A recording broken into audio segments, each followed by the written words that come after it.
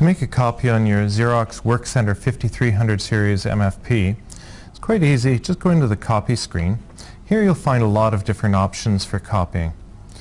First of all, we find the reducer enlarge. We can actually set it right at 100%, do an auto enlarge or auto reduce, and that will depend on the original size and the size of paper you're going on.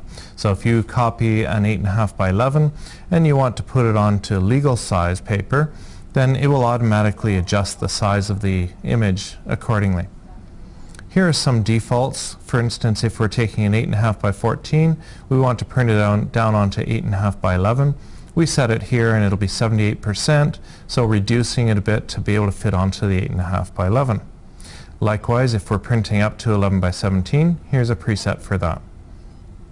If we go into more, we can actually vary the percentage independently, vertical or horizontal, and that will stretch or squash your image, or leave it on proportional and change the percentage of increase or decrease exactly how much we want.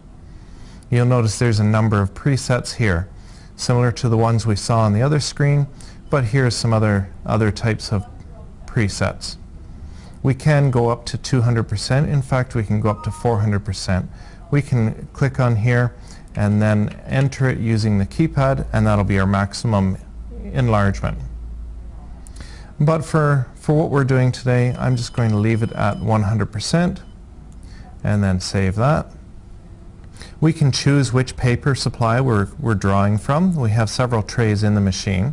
If we go into more, here's exactly what we have in the machine.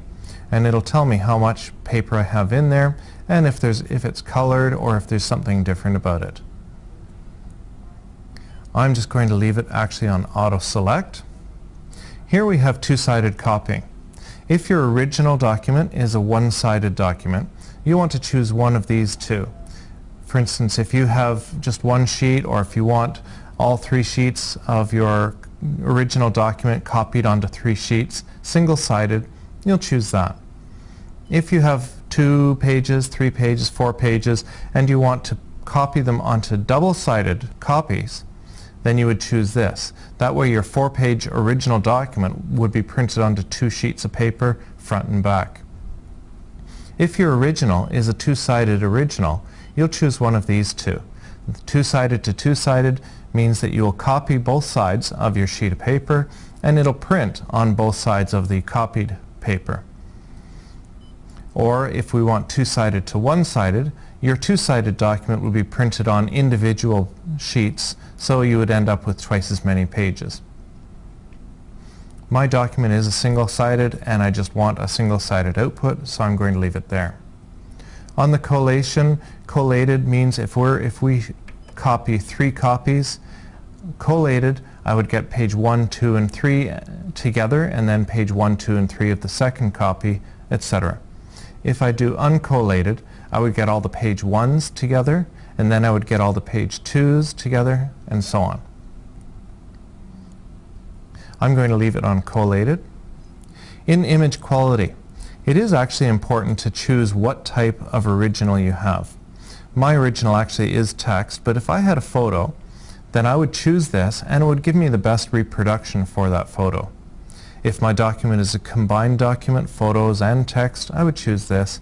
And if my text is actually quite light on the page, I could do this and it'll enhance the text. As I say, mine is just text, so I'll save it on there. We can lighten or darken or increase the sharpness of our image. And background suppression, if there's a slight tint to the background, it'll reduce that so it'll come nice and bright white. In your layout adjustment, this is where we have several different features. Book copying, for example. If we turn this on, we can choose to copy both pages of a book, the left page only or the right page only. And while we're doing that, we can actually erase the binding in the middle so that we don't get that dark line down between the pages. I'm not doing a book copy though, so I'll just turn it off. But I've set all the options I want to set, so I'll put my document into the document handler, make sure the guides are up against the page. I'll feed it in. I'll hit the green button and it'll take my copy in, scan it, and then print out my copy. When we're finished, it's a good idea to go to Services Home so it's all ready for the next user.